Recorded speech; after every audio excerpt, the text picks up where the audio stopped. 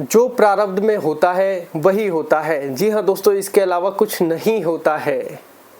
जो हमारी लाइफ में कहें कि एक चीज़ें सेट कर दी गई है, जो प्रॉमिस हमारी लाइफ में लिख दिए गए हैं, हम उसी के अनुसार कहीं ना कहीं एक हर समय एक होनी की तरफ आगे बढ़ रहे हैं।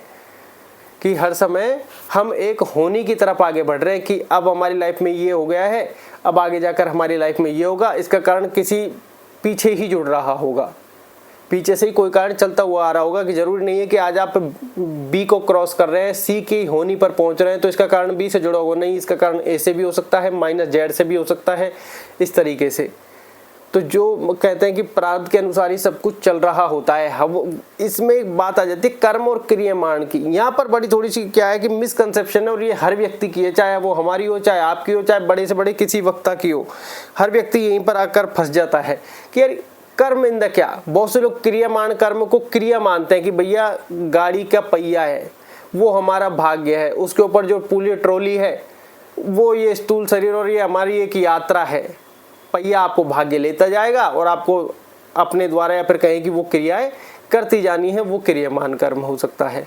कि आपकी लाइफ में जो भी चीज़ मिली है या फिर जो भी आपको कार्य सौंपा गया है, मतलब आप पूर्ण निष्ठा के साथ प्रसन्न भाव से उस कार्य को करते रहिए। जैसे इन द सेंस अब जैसे मान लो हम वीडियोस बना रहे हैं, आज एक वीडियो बनानी ठीक है, कल 5 बना ली, कल 6 बना ली, आज 2 बना ली, 4 बना ली, प्रसन्न भाव से करते जाइए। ये मत देखिए कि इसका रिजल्ट क्या आ रहा है, क्योंकि जहां आपने रिजल्ट देखा वहीं आपका मन आपको परेशान कर देगा, वहीं आपकी दुर्दशा खराब होने लग जाएगी। मन में तुरंत ही नकारात्मकता के भाव उत्पन्न हो जाएंगे, क्योंकि मन बड़ा चंचल है। कैसे इसको समझाऊं, क्योंकि हर समय एक जैसा नहीं रहता। अगर आप सोच रहे कि आज मेरे साथ ऐसा क्यों है, तो कल आप डेफिनेटली ये सोचेंगे यार मेरे साथ ही ऐसा क्यों हुआ। आज आप कहेंगे कि सब अच्छा है, कल आपके साथ कुछ भी हो तब भी आप यही कहेंगे कि सब अच्छा है, हो वही रहा है जो होना है। ये बात आप निश्चित ही मान के चले, क्योंकि इसके अलावा विपरीत कुछ होता ही नहीं है। क्योंकि जो हमारी लाइफ के प्रॉमिस सेट कर दिए गए हैं, हमें हर समय पर्यंत, हर समय के बाद या फिर हर समय के साथ हम उसी होनी की तरफ आगे बढ़ रहे हैं। आपकी लाइफ में जो प्रॉमिस एक बार सेट होकर आ गए हैं, तो वो प्रॉमिस के हिसाब से ही आपको आगे बढ़ना है। तो हंसकर ही बढ़ने का प्रयास करें। ज़्यादा दिमाग अपसेट हो रहा है तो ये भी कहीं ना कहीं एक विधि के विधान नियति की योजना होती है, क्योंकि ये हमारे द्वारा ये अच्छी बुरी सोची गई कभी की कोई योजना आती है या आपकी जीवन रेखा पर देखिए। वैसे तो हम ज़्यादा एस्ट्रोलॉजी इसलिए नहीं जान सकते क्योंकि हमारे पास खुद के पास कुंडली नहीं है, इसलिए हम ज़्यादा डीप जा नहीं सकते। दूसरी की है तो बार बार उससे फ़ोन करके नहीं पूछ सकते कि भाई साहब आपके लाइफ में ये भी हुआ है, क्या पता चल रहा है कि यार हमारी कुंडली खोल के बैठा है क्या। तो बहुत सारी चीज़ें होती है, मैं जानता नहीं कुंडली का ज्ञान, कहीं पहुँचे तो फिर उससे बार बार कंजप्शन। लेकिन हाथ में हमारी एक ऐसी चीज़ है कि हाथ तो हमारे पास भी है, हाथ सबके पास है नॉर्मल सा, तो वो अपने हाथों से फिर भी जान सकता है किसी विशेषज्ञ से।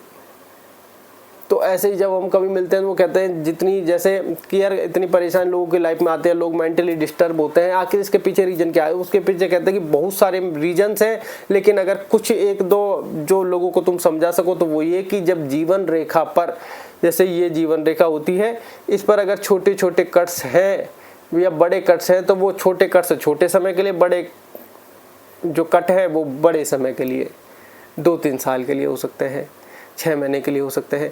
तब तक व्यक्ति के जीवन में कहीं ना कहीं रुकावट, कहीं ना कहीं कुछ तबीयत खराब का भी इशू हो सकता है, और कहें कि जीवन में डाउनफॉल या रुकावट का भी समय हो सकता है।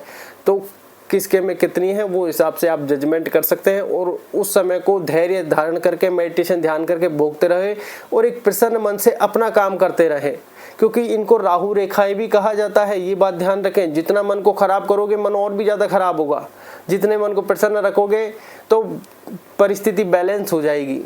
ये बात आप ध्यान रखें कि चीज़ें बैलेंस होने लग जाएगी आपकी, चाहे सक्सेस मिल रही हो नहीं मिल रही हो, लेकिन दिमाग आपका पावरफुल होने लगेगा। ऐसा लगेगा कि आप हर चीज़ से डिटैच हो रहे हैं। जब हर चीज़ से आपको डिटैच की फीलिंग आने लग जाए तो ये समझ लो कि आप अच्छे वे में हैं। हम भाई बहुत सी बार जब कहते हैं कि यार ये मतलब जैसे व्यूज़ ये वो, तो ध्यान देना ही बंद कर दिया, जो भी है ठीक है, दैट्स इट। तो ये वाली फीलिंग्स हमेशा होनी चाहिए। कोई चीज़ गलत होगी ठीक है कोई बात नहीं, अब आगे क्या कर, मान लो वो कहते हैं ना कि कोई आपके साथ चीज़ें हो गई, अरे यार ये क्यों क्या कैसे का समय नहीं है, अब आगे क्या करना है वो बताइए। बस यहीं से आपका माइंड पावरफुल हो जाएगा। जो बीत गया सो कल था। तब आप एक अलग यात्रा अपनी लाइफ की खुद सेलेक्ट कर रहे हैं। ये बात आप ध्यान रखें, क्योंकि प्रारब्ध के अनुसार ही हम आगे बढ़ रहे हैं। हर समय हर पल ऐसा नहीं है कि कुछ भी चीज़ मतलब अकारण है, हर चीज़ के पीछे कारण निश्चित है।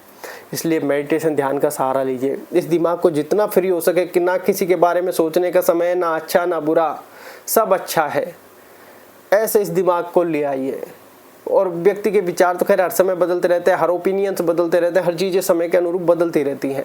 तो जितना इसको अच्छे से प्रसन्न रखोगे, जरूर नहीं है कि सारी चीज़ आपके अनुरूप ही चले, नहीं चलेगी। आप जो चाहते हैं वो होगा, नहीं होगा। जो होना है वही होगा। आप चाहे उसको रो लें उसके लिए, चाहे आप उसको हंसकर स्वीकार कर लें कि जो है चलो अपना तो है, कम से कम ईश्वर ने इतना तो दिया। क्योंकि व्यक्ति के मन में संतुष्टि कब आती है? अपने से ऊपर को देख लेता है तो उसका दिमाग खराब हो जाता है, अपने से नीचे को जब देखता है तो अरे यार बहुत बढ़िया है, मस्त है।